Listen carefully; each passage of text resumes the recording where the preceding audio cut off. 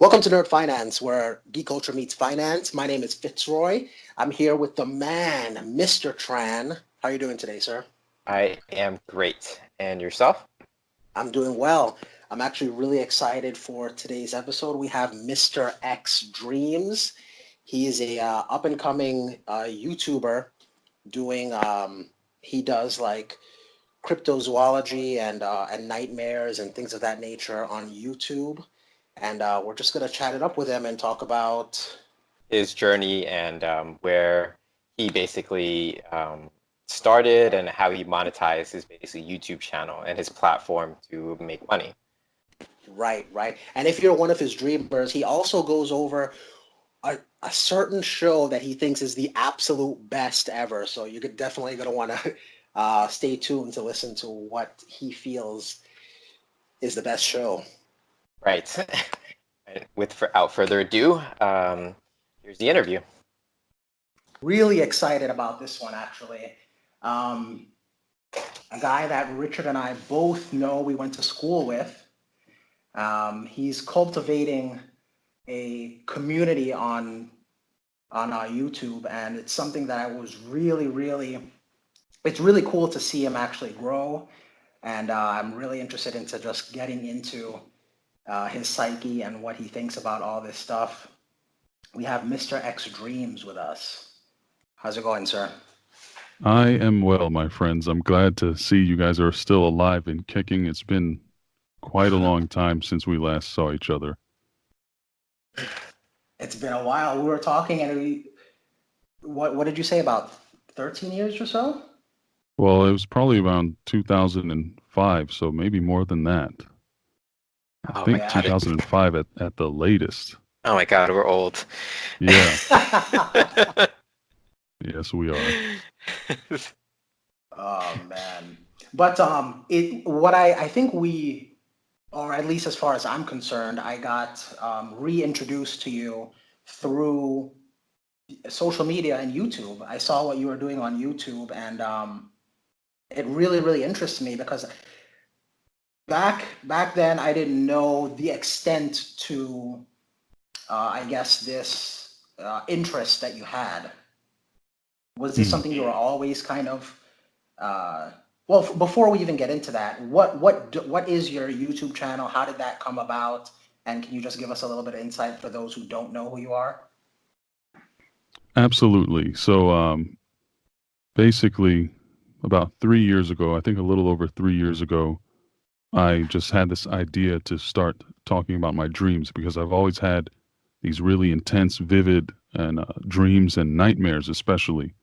So one day I kind of just started making videos about that after being inspired by listening to other storytellers. And you guys might not know this because we weren't super tight in high school, but I come from kind of a line of storytellers. And by that, I mean people who are just pretty good at telling stories and keeping track of what's going on in a story and well enough to tell it and so people understand it and make it interesting. So I started trying my hand at that on YouTube, and I remember you were one of the few people I knew that had a YouTube channel, and you gave me some really good advice early on that I appreciate. I appreciated at the time, and I appreciate you for that now because not a lot of people were willing to talk to me about it. So thanks for that, Fitzroy. I don't even recall doing that, but I'm glad it helped. Yeah, I did. I reached out to you because I found out that you had a channel, and you were really helpful. I don't remember what you said either, but I remember being like, "Oh man, my man Fitz, he's coming through for me." At least it gave me a little bit. It gave me that little confidence, like, okay, it can be done. Someone I know is doing it, and and he's even nice enough to give me a little bit of encouragement, which you did. Right. So and I basically started talking about my dreams, and that sort of evolved over the course of several months into me talking about actual paranormal experiences that I've had and that other people in my family have had. And that was then evolved into people watching my videos little by little and trickling in and saying, "Hey, Mr. X, I've had this experience, or I've saw this, and I've been abducted by an alien, or this happened to me, or that happened to me. I saw a werewolf." All kinds of really mind-bending topics that people were reaching out to me and telling me about. And it I started saying, "Hey, send me an email. If you have an experience, a paranormal experience of some sort, you can send me an email and I'll possibly read about it or talk about it on my channel." And I started making these kind of like auditory adventures based on stories that people claim to be true, supernatural events and paranormal encounters that people have had. So that's kind of where the main I started picking up steam. So right now it's Mr. X Dreams on YouTube. I'm amassing a very nice following of really good people on there that interact, and they talk to me, I talk to them, and we have a lot of fun. Usually once a week at a random time I'll pop on and do a live show, which you saw last night. So thanks for hanging out. It's always nice to see you over there, Fitz. Oh yeah, definitely. I love catching it whenever I can. Yeah, it's So totally random when I do it, so I apologize for that, but it is what it is. oh yeah, definitely. I mean, I really like that. Like you mentioned, that the community is very, um, I don't know what's the word to use. I guess very tight knit, where it feels like there's a lot of um, repeat viewers that come by, and it feels like it's one big community. Oh yeah, definitely. And they're very supportive of each other. With that many people, I mean, if you have a crowd of 50 people, someone's going through something. Someone's having a bad day, or somebody's sick, or needs a little pick me up or something like that. And whenever that happens, it's literally a barrage of positivity in the comments and in the chat. And it makes people feel better. It makes your day, it makes a person's day that much more, you know, tolerable or enjoyable maybe. And that's one of the things I love about my followers on YouTube in particular. I call them my dreamers. And it's such a supportive community that I've managed to be fortunate enough to kind of amass on there. It's really awesome. Got it, got it. So as far as it comes to like that type of content, when did you know that you were into that kind of stuff? Like, what was your first experience or earliest experience with like creepy content and things of that nature?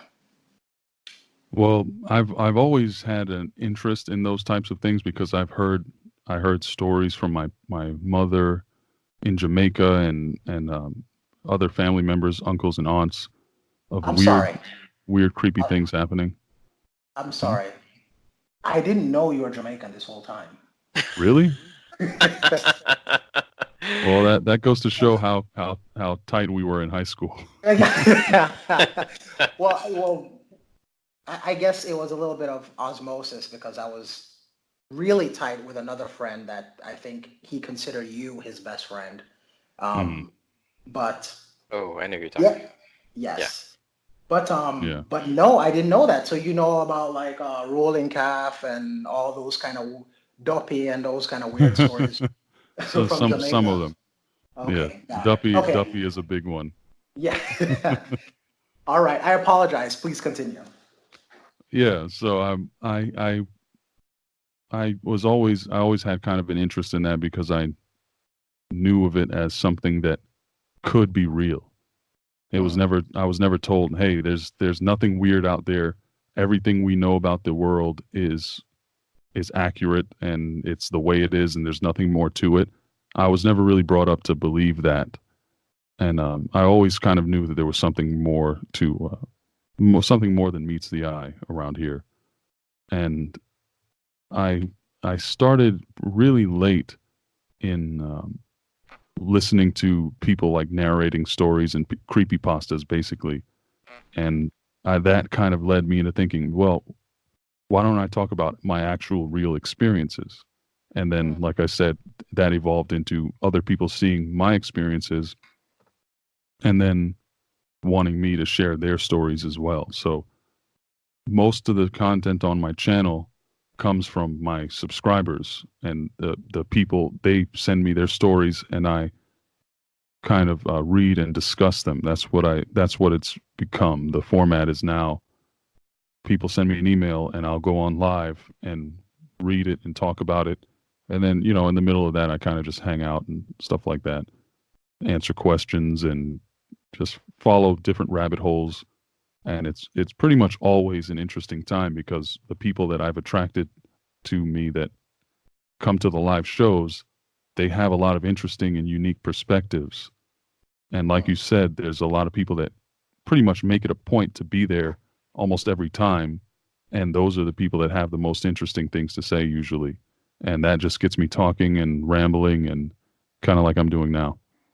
Right. So what are the platforms that you are on currently right now? Right now, it's just, I'm on YouTube primarily, and I also have a Twitter and Instagram as well. But the big thing that's coming up, I'm working on a website for myself and MrXDreams.com, and that's kind of going to be concurrent with a new podcast that I'm in the process of creating myself. Right. Have you ever thought about jumping on Twitch? I've gone on Twitch a little bit, not really in the same way. I kind of tried doing gaming and stuff like that because I do like to play a game occasionally, but it just didn't feel right for me. And Twitch is a little weird to me in general. Well, like Twitch also has like a variety streams or just chatting, which would fit like very well with your, I guess, your niche, Yeah, no, I agree. I might get into that one day, but I'm not sure if, because I definitely want to stick with YouTube, but I got this program called XSplit, which apparently it looks like it can broadcast to both Twitch and YouTube at the same time. So that's pretty much the only way that I would spend time, live streaming onto Twitch. If I could also do the same, have that same work go onto YouTube at the same time, so I wouldn't want to abandon the people that brought me to where I'm at now. You know what I mean? No, I got you. All right. So you're loyal to your YouTube fans. Oh yeah, as they are to me. Okay. It's only right. About YouTube, like, if someone wanted to do what you're doing, what are some pieces of advice that you would have for them? To do what I'm doing as far as just making a YouTube channel with one of their ideas. Yeah, and creating a following and an audience and interacting with the audience and such. Well, in my experience, the number one thing is patience. So when you start, first of all, you got to be interested in what you want to do. Can't just be going in for monetary reasons. You see a bunch of people doing something and they're making money, so you want to do the thing to make money. Because most of the time when most people start a YouTube channel, it doesn't really end up going much of anywhere. It'll only go as far as you're willing to push it. And as much passion and development and talent that you're willing to put into it, the more you put into it, the more results you'll get. And that doesn't come overnight most of the time. There's a small percentage of people, I'm sure, overnight. But just to give you an example, I've been doing it for, I think 3 years, or maybe a little over 3 years. And I have about 21,500 subscribers. There are people that started after me, way after me. Like, I'm talking about just my little community of horror narration per se. There are people that started a year ago that have over 100,000 now. You know, it Oh, just wow. depends on where you're at, who you are, what you're doing, what trends you're jumping on, and stuff like that. Right. So it's a little bit of luck too. Yeah, there's a fair amount of luck, but you can augment that with research and stuff like that. But the big thing is, if you have something that you're passionate about and that you're knowledgeable on and that you really enjoy talking about or enjoy creating or doing, whether it's telling stories or drawing or animating or whatever, vlogging, whatever the case may be, you just have to have a passion for it and do it. So if you wouldn't do it without a cash flow coming in, you probably shouldn't start doing it. Oh, You know what I that's a mean? good way to look at it. That makes Yeah, sense. like because it's not going to be at first. It might come later, but you'll get if you're not really into it, you probably will give up before you ever get the chance to make money or to gain a following that you're able to, be proud of. Okay, so let me ask you this, right? So you created a very small, a loyal, dedicated YouTube following, and your YouTube site was monetized, correct? Yes. Right. And then I got some really sad news. I saw on Instagram that your YouTube channel was demonetized. Is that correct? Yeah. Yeah. And I just finally was able to reapply for it, and it's under review again today. Could So you, wish me luck. yeah, would you share to us what happened? Or was it like some fluke mistake or, you know?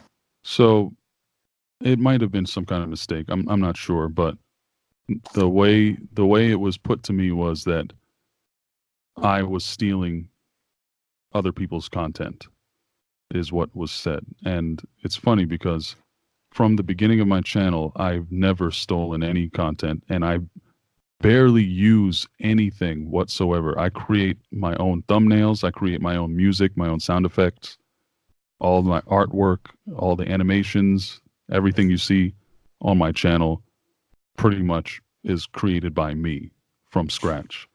And I make it a serious point not to use other people's stuff because I want to avoid someone mistaking my, coming in and saying, "Hey, that's my property, so I'm taking the monetization for this video." I wanted that to never happen ever.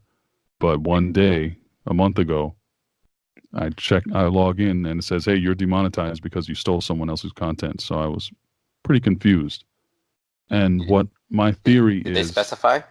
no, there was no specification. There was no way to appeal that decision.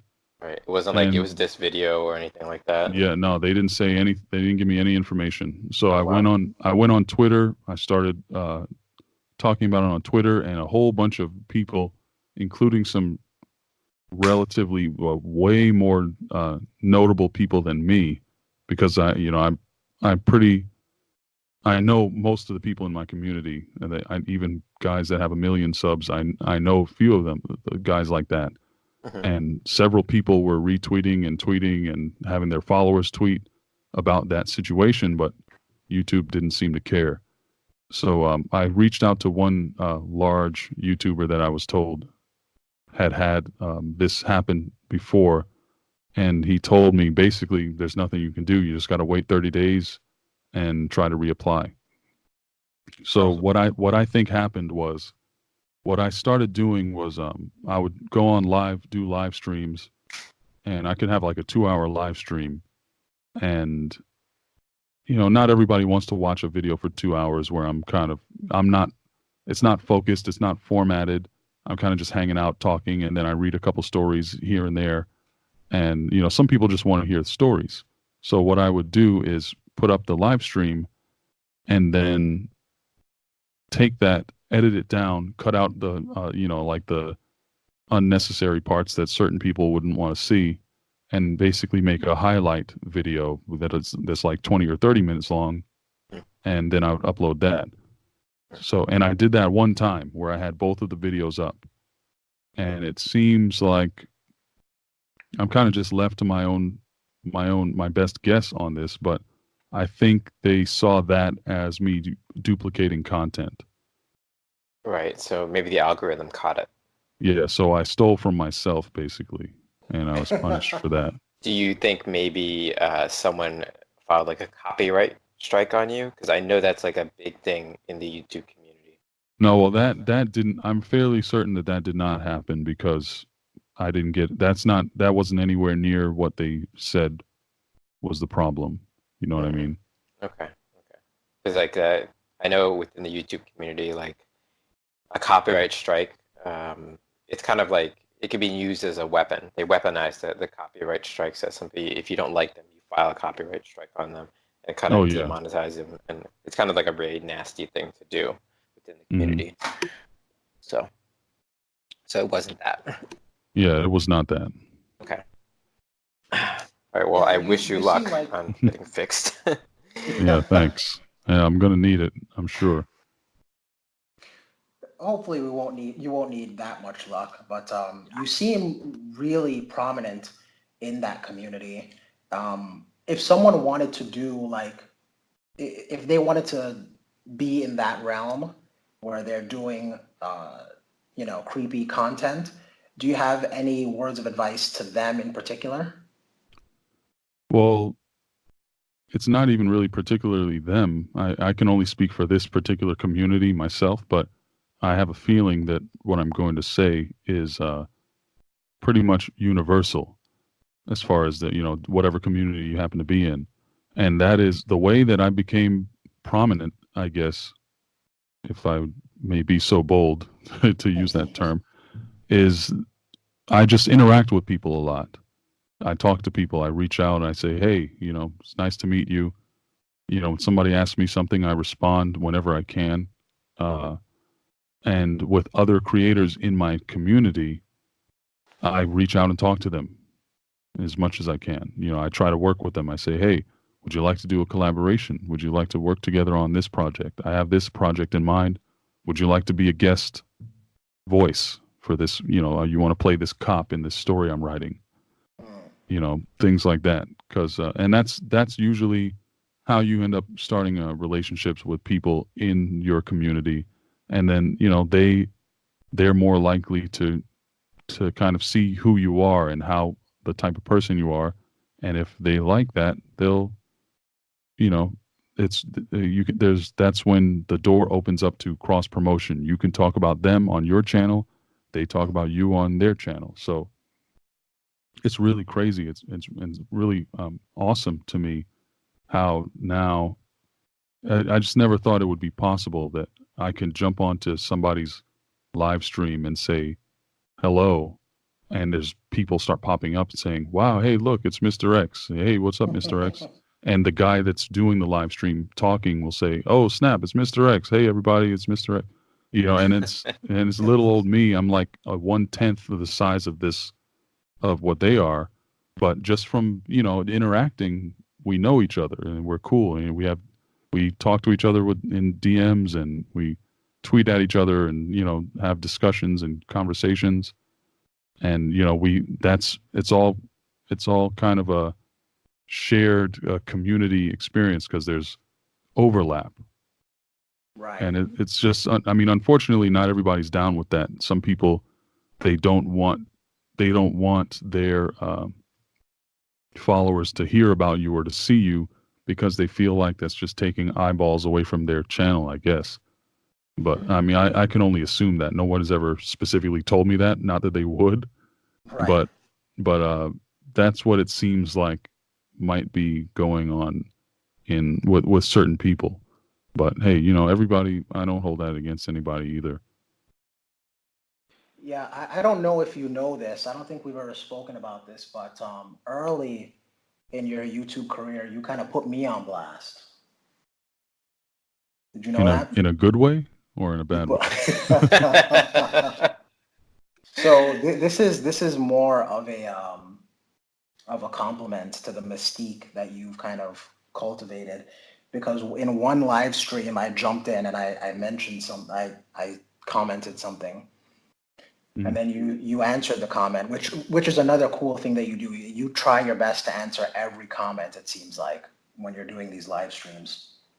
I do So try. you, hmm So you answered this comment, and then you said, "Oh, Shinfitz, a lot of you don't know this, but we went to high school together, and he knows me, whatnot." Minutes later, message. Oh, you know Mr. X. What does he look like? Yada yada yada. You went to school with him. So it's definitely a compliment to the kind of myth around Mr. X. That's very funny. I like that So story. one thing I wanted to get into is you talk about like the glitch in the matrix, similar to, I guess it would be what some would call the Mandela effect. Are you familiar with that? Yeah, those are two. It's kind of distinct phenomenon, but they do oftentimes get grouped together. Okay, so there is a distinction between the two? Yeah, and I think there's a significant distinction there. I can explain. Please do. So the Mandela effect seems to be well, it originated from the this phenomenon that occurred where Nelson Mandela, he died in one particular year, and then years later he died again. That's kind of like the problem. Some people remember him dying, say in sometime in the 80s, or he died in prison or something like that. And then other people remember him dying the time where, so if you Google Nelson Mandela and find out when he died, that's like the way half of people remember it. And there's Right. another group of people that remember him dying a long, long time before that in different Yes. circumstances. I thought he died in prison. Right. So, and no one really, everyone knows which one they're supposed to believe is correct, because that's the one that you can Google right now and find out. But there's just kind of this thing where a lot of people just remember it totally differently. Also, there's like the Berenstain Bears or the Berenstain Bears. That's another one that's commonly referred to, where people remember it spelled Berenstain Bears, but it's actually Berenstain Bears if you look at all the books or something like that. Right. And another one that I just recently found out about was C3PO. Oh, with the color of his Yes. his arm, I think, right? No, his leg. His He's leg. got There we apparently go. he's got a silver leg. Yes. Since And when? I've never noticed that, and I don't know, and I haven't looked into this yet because I feel like there might be some logical explanation to Wait, it. since forever? Apparently, Since C3PO's leg has always been silver. I don't. That's what I saw when I heard about this particular version of the Mandela effect. I haven't gone back and rewatched all the old movies to see if his leg is always silver or if it gets replaced at some point during one of the original trilogy movies. I really don't know, so I can't speak with authority on that. So wait, I'm looking right now. I typed in C3PO like on Google, and oh my, well, like some of the toys here, both his legs are gold, but then some of the toys, his legs are well, his like it's like his knee to his foot is silver, which I've never seen before. Yeah, I've never seen that before either. And it just might be that I just have a bad memory, or it might be something else. Who knows? Right. So that's what the Mandela effect is. It's basically could be a mass delusion, or it could be a massive amount of people who just remember history differently than the mainstream. Right. Now, a glitch in the matrix is a little bit different. It's something typically that only one person experiences that later turns out didn't happen the same way, or something that gets undone. So, for example, a quick story, if you guys don't mind. Yes, of course. This is what we're here for. There was one of my subscribers a while back that told me a story of something that happened to her when she was a child. She was around, I believe it was 6 or 7 years old, maybe a little bit younger. but she described going to the beach with her parents. So she grabbed, she was holding her hands out, like up, almost like walking between her parents, and they were way taller than her, obviously, so her hands are kind of up, and they're just holding her hands, and they're walking towards the beach. They go towards the water, and the girl runs out into the water, jumps in, and almost immediately gets pulled under by a rip current. And she's basically being pulled out to sea, and her parents are yelling, coming after her, and they're unable to get to her. So she's kind of fading away under the water, just being pulled down by the undertow, and suddenly she feels like arms or hands or something grabbing onto her, wrapping around her, and she's instantly transported back to that moment where she's walking towards the beach with her parents. And she says to them, like, what happened? Like, I was in the water at the beach and now I'm here. What's going on? And they are saying, well, we haven't gotten to the beach yet. What are you talking about? And so she experienced that whole thing, and up until what seemed like it was going to be her death, but then was popped back a few seconds, like that one's a little bit quasi possible time travel, multiverse type territory, but that's one of those things I classify as a glitch. Something that kind of just gets gets knocked out of place in the timeline or in reality. Wow, that's crazy. Wow, that was a crazy story. I got a million of those, including one that happened myself that includes our mutual friend. Really? Yes, I've heard this story. Okay. Oh yeah. Yes. Oh Okay. man. Well, I have not heard this story. Can I hear this story? Is it a short story? I can shorten it. I can make it quick and succinct. Okay. So I know the friend too. So yeah. Yeah. Okay, so I was about 13 years old, and I was at home and in my room, and I leave my room because I hear my mother crying. I go into her room, and she's on the phone, and she basically tells me that my father had been shot. My father was a cop back in the day. And she said, yeah, your dad's been shot. And I was like, what? There's no way. Obviously, that's possible when you're a cop, but I just couldn't believe it. But then she told me, hey, he's okay. He's alive. The bullet hit his vest.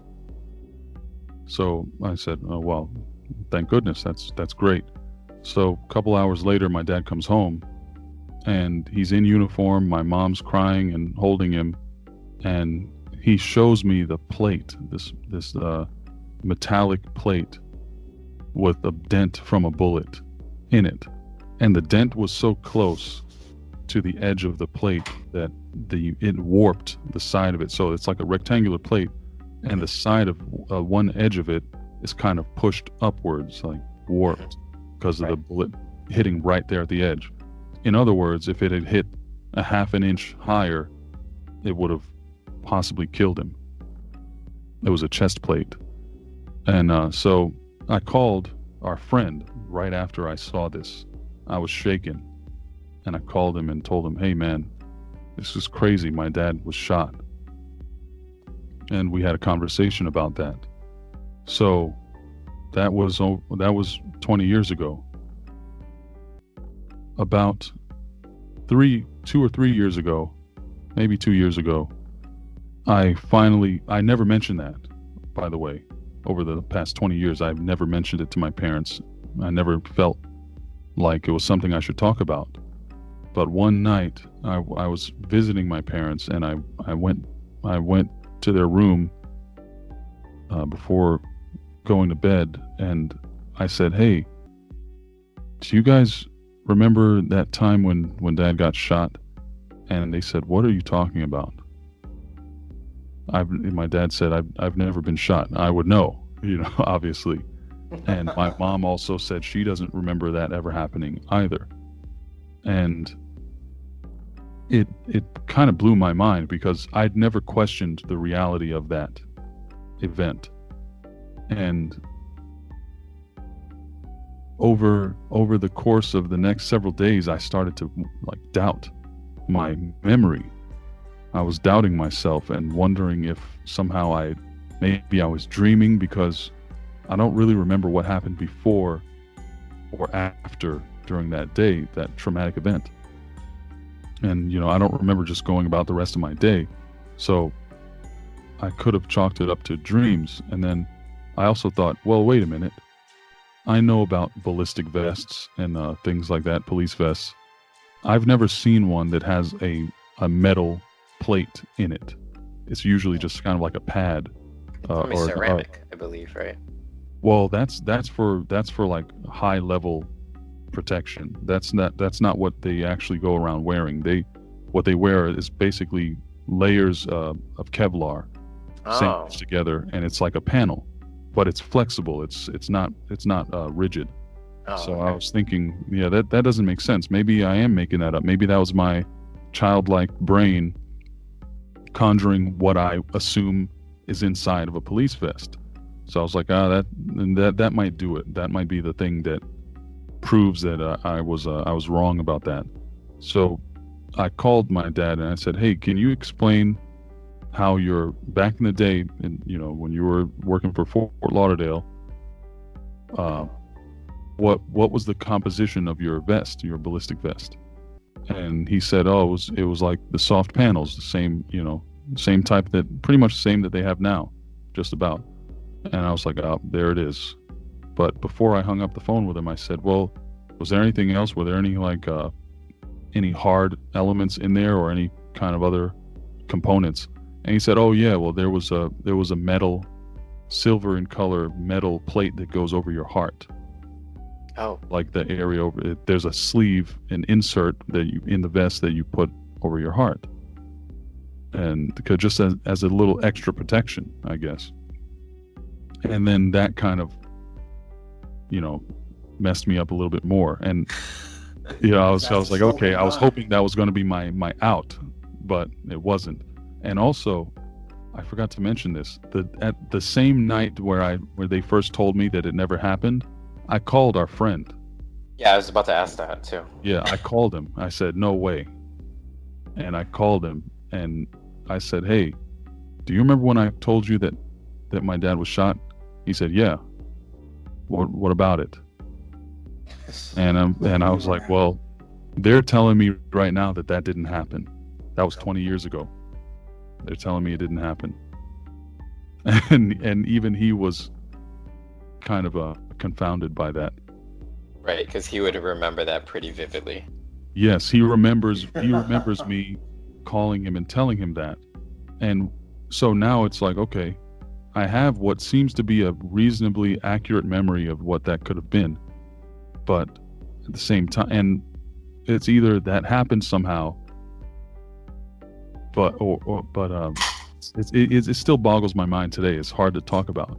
But in reality, I just out of the blue decided to call my best friend and tell him that my father had been shot. That's not something that I would do in a million years. That's not a nice prank. No, it's not. And then oh yeah, 20 years later, it's like, hey, guess what? Just kidding. That doesn't make sense.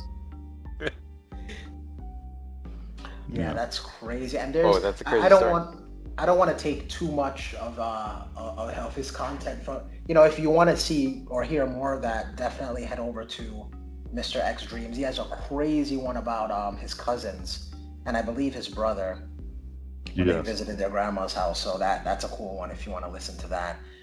But I want to shift gears just a little bit here. Just, I guess, some stuff that's not typically what you would cover on your channel. You did mention that you play some video games, or you tried playing some video games, and I know that our friend, he mentioned to me that back in the day you were really super into things like King of Fighters, I believe it was. Well, Street Fighter was my thing back in the day. I was never a King of Fighters guy. Okay, I believe he was super into King of Fighters, is what it was. But so, what kind of stuff are you into other than this kind of creepy content? What other things occupy your time? I think a better question would be what doesn't occupy my time. I have a lot of hobbies, and this is one of them. This is probably the biggest one, but I mean, I draw, I do voiceover stuff. I sew. That's a weird one, but Uh-huh. when I was in one of my trips to Afghanistan, uh, I met a guy who was really well. His part of his job was being able to sew things for anything someone needed. He could make it, Mhm. and that guy basically taught me 20% of the things that he knows. And ever since then, and he also let me use his workshop whenever I wanted to. When I was like on downtime, I wasn't out doing anything. I could come back and use this workshop, and I learned so much about sewing and creating things that I basically have a in my closet like 5 or 6 really cool custom made bags and like wallets and stuff that I made myself, and I continue to hone those skills, and that's another big hobby of mine. Before you move on, was that just like, did he kind of say, hey, let me bring you under the learning tree, or did you seek out like, hey, can you teach me how to do this? Like, why sewing? I ran into him one day. We ended up being on the same crew together, and he ended up telling me about what he did, and I was like, man, that's really interesting. I didn't know the first thing about sewing or making gear or anything like that, but I was interested. And he said, hey, come by the shop, and I did. And that ever since then, I went back like every other day. I was there for hours learning Mhm. about sewing and making like backpacks and flight bags and all kinds of anything I could think of. I was able to make, and he had basically an unlimited supply of materials for doing that, and these crazy huge industrial machines to help craft these items.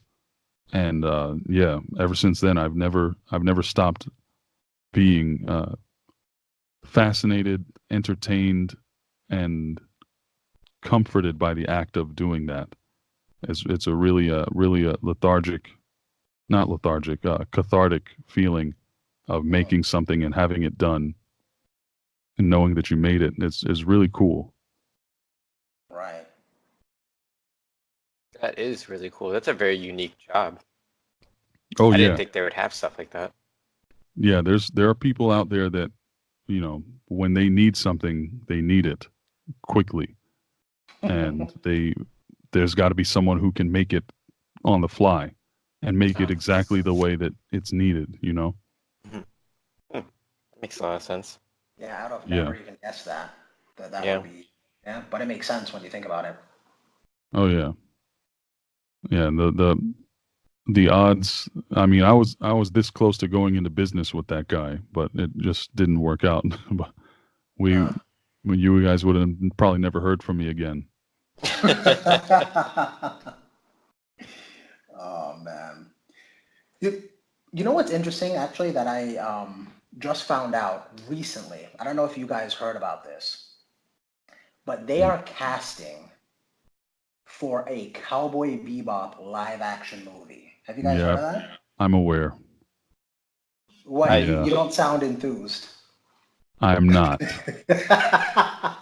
What? I Cowboy Bebop is my number. That is my first love anime. It still is my favorite anime ever of all time. Because it's the Uh, best one. it It's is, and I agree with amazing. that 100%. It's Um, amazing. I wouldn't be who I I do am have today my without it. doubts about the Cowboy Bebop live action. Is it a movie or a show? I believe it's a live action Hollywood movie. I hope it is, because if it's a show, that's going to be even worse. But I also read on Friday, I believe, or the day before, that John Chow actually was casted as Spike. Yeah. Thoughts? No. Yeah, And I you know what? agree. Oh, I'm sorry. Go ahead. No, the thing is this. He's not, I don't think that he's right for it, but I don't know who would be, and that's why this should never happen. No, I agree with that statement, 100%. Because it's a cartoon. It's an anime, so they're bringing it into the real world, and it might translate differently, you know. Yeah. So Not only that, but I feel like it's good already. We don't need to. It doesn't need to be touched. Maybe if Yeah. it was something with some popularity but didn't really turn out the way they wanted, I could see it. Mhm. But Cowboy Bebop, man, it's a classic. Leave Cowboy Bebop alone. Yeah. There's some things that it's perfect you already. shouldn't mess with, and that's one of the few things that, it's just don't, man. Please. If you're listening, So, whatever studio or producers are working on this probable abomination, just please don't. Just stop. Stop what you're doing. Go back. Go home. Hug your So- kids. if you had to, let's go around. If you had to choose just one favorite character from Cowboy Bebop, who is it? Spike. Okay. Pretty run of the mill, but mean- he's taught me more than any other character in the show. The character development of all the characters is very deep, which is why I think it'll fail as a movie too. Yeah, you don't get that in an hour and a half or 2 hours, and Yeah. it's going to be an hour and a half. It's not going to be 2 hours, because Yeah. they just they want the money. They want to get people in the seat and get them out to get the next group of people in. Yeah. And I say this knowing that there's this thing called the Heath Ledger effect, and Heath Ledger taught me that you should never hate on an actor or actress because you don't think they're going to be good for a role. You shouldn't do it, because I was one of those people that were on anti Heath Ledger for the Joker.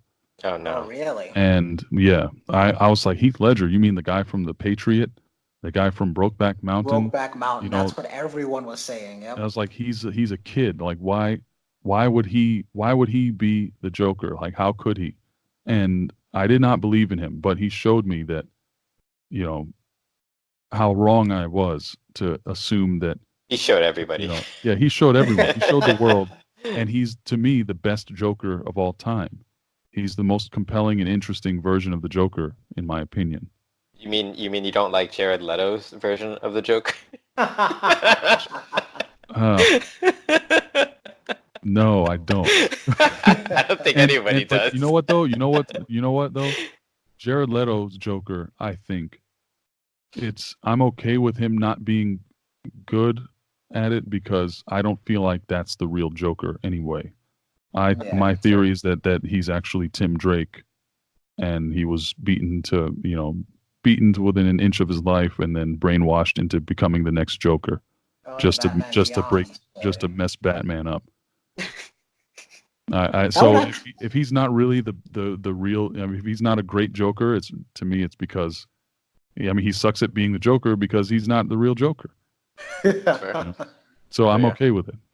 Well, like, the DC world is in like a very odd place right now, because I believe they're redoing a reboot of Suicide Squad. Actually, I believe right now. Yeah, it's a reboot, not a I'm sequel. for it. Yeah, it's very peculiar. Because Yeah, the movie they're in was damage control right now. Yeah, the movie was kind of okay. And I did see Shazam last night, which actually was very, very good. I just came out of there, and it was good. Yep, I agree. Oh, yeah, both it of was you good. like it. Yeah. Mm-hmm. Yeah. So, It was one of the best DC movies, and it was very, I don't know if you would agree, very lighthearted, and it reminded me of like corny 90s movies. I don't know if you get that same feel too. You know, it was to a very certain corny. extent. Yeah, I get that. And I mean, that was good. Aquaman was really good in my opinion. Wonder Woman was good. So they're doing okay now, but they got to keep it up. They got to keep going in Well, they this got to fix direction. their main story arc, which is Batman and Superman. The Wonder Woman arc and the Aquaman and Shazam arcs are in good shape, I Yeah. believe. And Suicide Squad, they got to fix that. And I don't Yeah. know how this Joker will also play in. I don't know if you guys have seen the new Joker trailer either. Yes. I have seen it, yes. What are your thoughts on that? My thoughts? Yeah, what are your thoughts? I'm hoping that it is actually a prequel to the current, you know, universe like that. They showed in the latest trailer, spoiler alert, they showed a young boy that supposedly is possibly Bruce Wayne as a child. And I'm really hoping that that is the original Joker of that universe.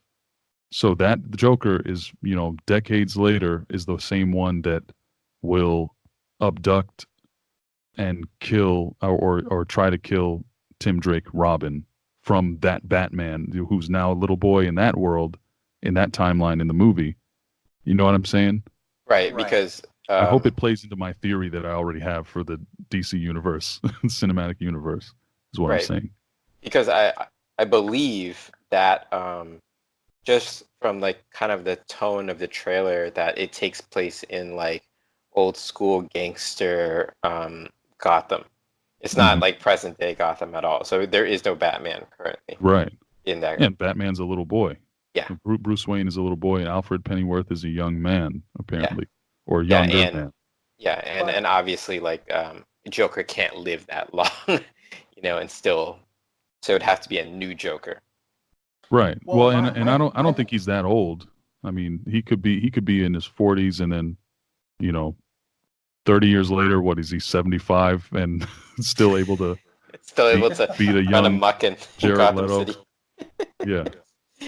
Well, I don't know if this is incorrect or not, but apparently this Joker movie doesn't connect to anything at all, right? It's supposed to be a standalone movie. I don't believe it. I've heard that. So I've heard that right. too. So yes, I have heard that. I don't know how much truth there is to it, but that's what I've heard. That's what they're claiming, but that means nothing to me. Yeah, I think they're just saying that to save face, just in case the movie is terrible. Like, oh no, it's not canon anymore. Yeah. It's kind of like the Venom movie. Don't even get me started. I still haven't seen that. It's okay, you don't have to. Oh man. Okay, so I kind of want to move on a little bit here. So I know that you were. I'm sorry. Wait. I'm sorry. Don't lose that train of thought, because before we move on, if I may, I want to tell you why Spike Spiegel is my favorite Cowboy Bebop character. Oh, I think he deserves to know. I think the world deserves to know that. he deserves to have the kudos given to him at this moment. And there's this one episode where, as you probably are both familiar with, Spike is facing death by uncontrolled re-entry into the Earth's atmosphere in a spacecraft. He's falling to Earth, and they're out of fuel. He wasn't able to maneuver quickly enough, a controlled descent from the atmosphere. So basically, he's about to get burned up in the Earth's atmosphere on re-entry.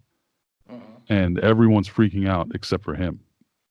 And he says this one line when they're like, hey, I forget what they say to him, but he says, hey, oh, well, whatever happens, happens. Whatever happens, happens. Yes, that's the famous line. Yeah. And mind you, okay, all right, so that idea and that line is something that's gone through my head hundreds and hundreds and hundreds of times, including times where I was in situations where I could have died, and of which there have been several. And just that not nonchalance, but just being okay with whatever the universe or the world is going to throw at you. It's something that has changed who I am as a person. It's made me more level-headed and more just more easygoing in general.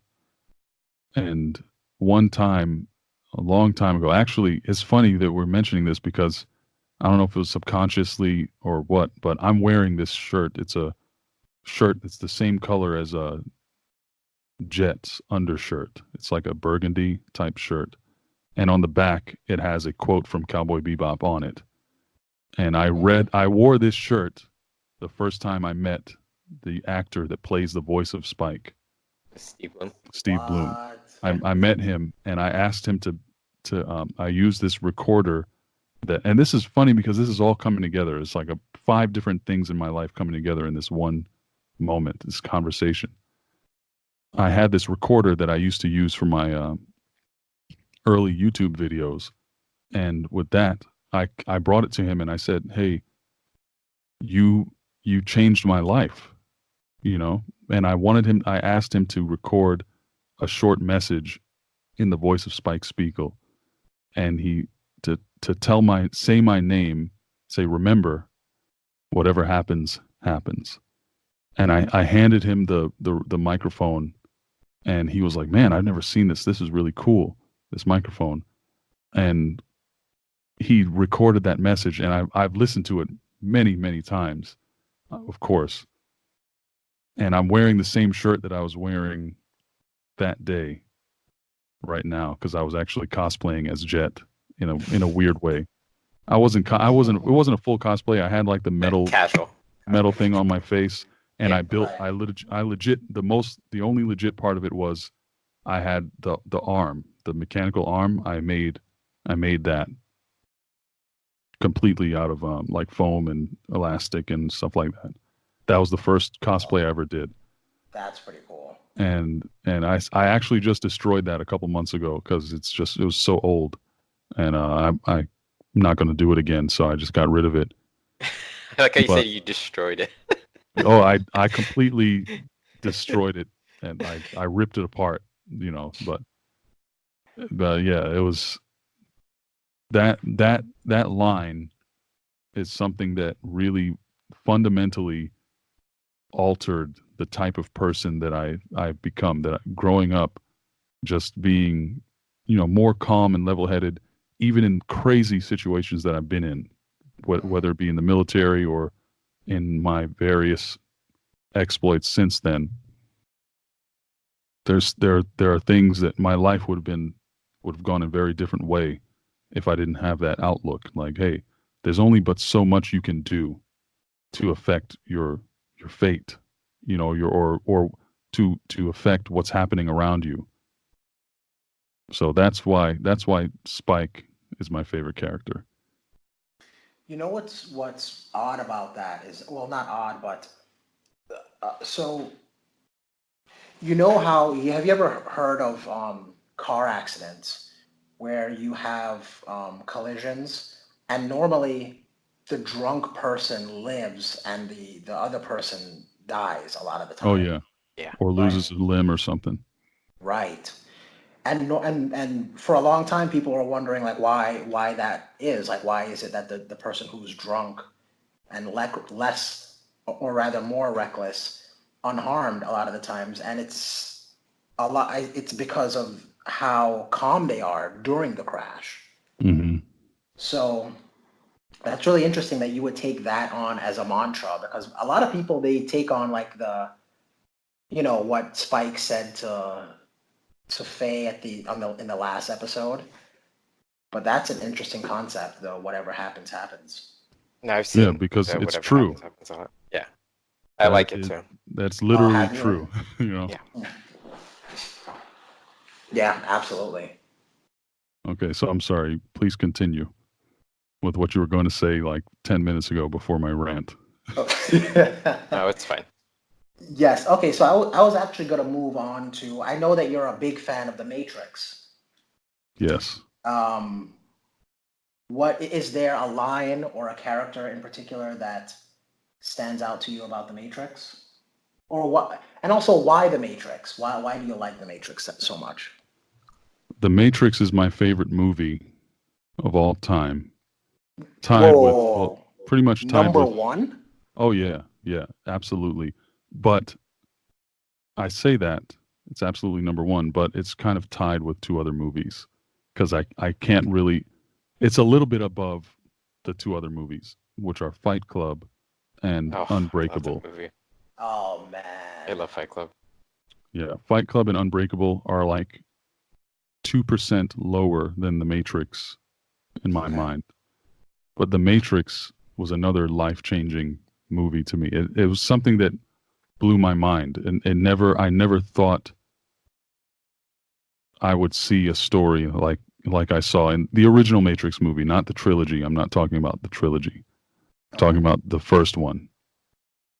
And just the ideas that are explored and the idea of questioning everything, even reality itself. It's something that I thrive on, and I it's taken me quite a far way throughout my life. And yeah, that's basically it's almost something I can't even put into words why I have such a deep connection to that movie.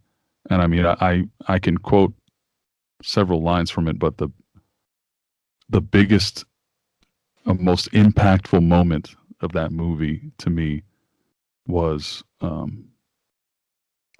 when Morpheus and Neo are standing on the skyscraper in the simulation, and Morpheus says to Neo, "You have to let it all go.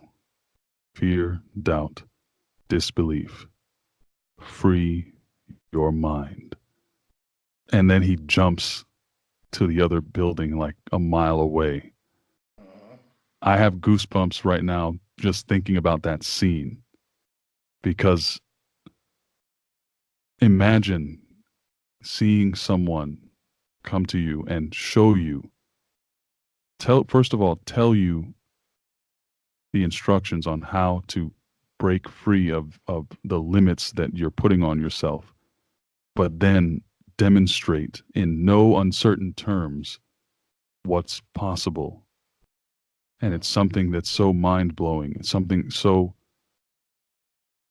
outside of your normal idea of what the world is and how the world works. That part, that sentiment of that movie is what makes it so awe-inspiring to me. And I'm getting a feeling that it sounds like if you would have to put a favorite character of that movie, it would be Morpheus. Yeah, absolutely. I don't know if you guys remember, but people used to call me Morpheus back in high school. I do remember. I remember that. Yeah, and that was, and it's funny because literally hundreds of people have called me that since then, and little did those kids know that nickname would kind of stick in a way, and that's another part of the persona, the sort of quasi character that I developed on YouTube as Mr. X Dreams. It's heavily inspired by the character of Morpheus, but that is at the same time, that is literally who I am and how I think and feel. Right. I'm not playing a character right now talking to you. This is just how, when I get in front of a microphone and I'm talking about this stuff, this is what I sound like, this is what I do, and how my mind works, So it was a very apt comparison But honestly, back in the day, it was really just the fact that I had a prescription to wear sunglasses on campus and no one else did. So I did remember so that. they called me Morpheus for that reason. They had no idea how deep that rabbit hole was going to go in my life. I think the coupling of that and your hairstyle of choice kind of added to it as well. Yeah. Probably. Yeah, the short or shaved head is another dead giveaway. Plus being brown skinned. Yes. Yeah. Yes. Oh my! Did you guys? You know how Will Smith is super into social media now, and he spoke about why he turned down The Matrix. Have you seen that? No, I didn't. He spoke about, because he was in line for Neo. Yes, I don't he know was. if you knew that. And he turned it down, and he explained why he did it. It's a really interesting video, but he said, I actually did you guys a favor, because if I signed on as Neo, they would have someone, there wouldn't be someone black as Morpheus. It would be, they had Val Kilmer penciled in as Morpheus. Oh, wow. So it would have looked completely different, but I'm glad it kind of happened the way it did. But he also said Keanu Reeves did a better job than he would have, basically, I believe. He did say too. that. Yes, he did. Yeah, he's like, like he nailed it, basically. Yeah, I liked all the portrayals in that movie. Yeah, no, it was good. Even Carrie Fisher, I believe. Oh, she was fantastic as Trinity, man. Yeah, that was like a really, really. I think that was kind of like something that a lot of people didn't expect from her too at that time period. For her to be like this, like kind of kick butt girl, Yeah, she'd never. I guess she'd never been involved in that. And you know what's weird though? The Matrix came out, I think, 1999. Yes. I didn't know anything about it. I was 14. I didn't know anything about The Matrix until I saw it. And I didn't see any. I saw like a clip of a trailer and I didn't know what was going on. I was like, what is this? But one day I was at my grandmother's house with my cousins, and we had my uncle had a DVD player, which was like unheard of. It was like, holy crap. How is it, DVDs, like you got a DVD player, and that was one of the few DVDs that he had with it. And I saw it. I was like, man, this looks kind of cool, I guess. And we popped it in and watched it in his room. And my mind was blown from then on. Like that was it. I was sold. So wait, you saw it on DVD, like in '99? I believe so. That's my memory of it. I don't think it was VHS. I'm pretty sure it was a DVD. I mean, you're probably right. I remember seeing it, the very first one, in middle school. I don't know what grade I was in, but I came into it like yourself, just blank. I didn't even hear anything about it, but I think I had to do like a project for a teacher, like go review a movie, and then I went with my mom. I remember this. She probably did not get any of the movie at all. She's probably like, what the heck is going on right now? But my mind was blown. My little middle school brain was blown away, basically. I remember watching it, and you know what? At first my mind wasn't blown. It wasn't until they're building up this question of what is the Matrix, and then finally when Neo gets in front of Morpheus and Morpheus just goes, do you want to know what it is? And I'm like, yes, my God, come on. From then on, I was, and when I felt that way, I realized I was on the edge of my seat, and I was like, all right, they got me. You see, I watched it in almost complete silence, not moving, and just watching it.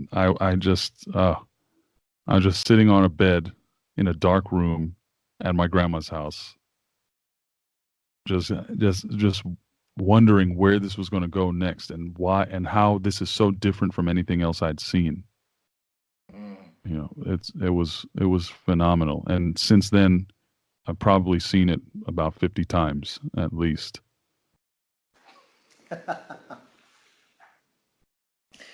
Yeah. Okay, so I want to actually start wrapping up.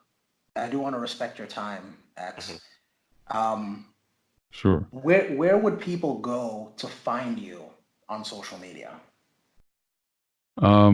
I got it's Mr. X Dreams as a YouTube channel. It's 3 separate words, sort of, and then Twitter at Mr. X Dreams and Instagram at Mr. X Dreams, pretty much. But keep on the lookout for mrxdreams.com because I'm going to be having that kind of be like a one-stop shop of all the different things and projects and services that I provide and things that I do, my artwork, my voice acting services, and eventually the podcast, which I'm going to be starting up pretty soon. I think sometime within the next month or two, I'll be starting that, and that's going to be really cool, and it's going to be kind of an interactive element that I'm going to integrate my my YouTube live streams with for the podcast. It's going to be a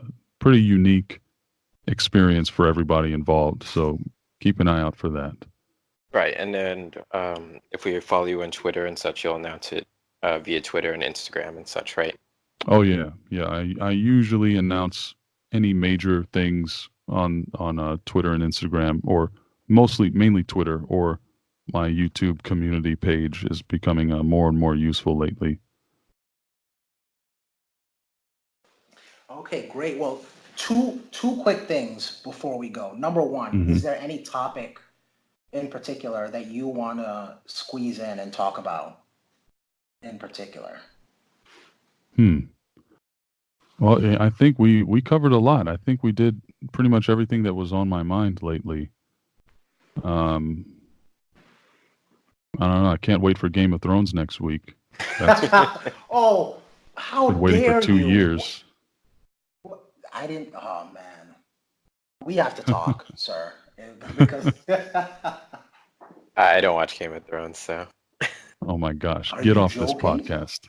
Yeah, that's what like everybody looks at me like I have 3 eyes every time I say I haven't watched Game of Thrones. Yeah, that's fine. You are missing out though. Yeah, that's what Legitimately. everybody says. I mean, and you know what's so interesting is that, and you still have time, and if anyone else hasn't seen Game of Thrones, I really recommend trying to catch up. I know it's a lot, but during the whole, what I think the whole fun of Game of Thrones is the speculation while it's going on. You know, this is going to be the last season, so once it's over and you try to watch it, you don't really get those conversations anymore. So, if you can, I would recommend it, but it is a lot. Yeah.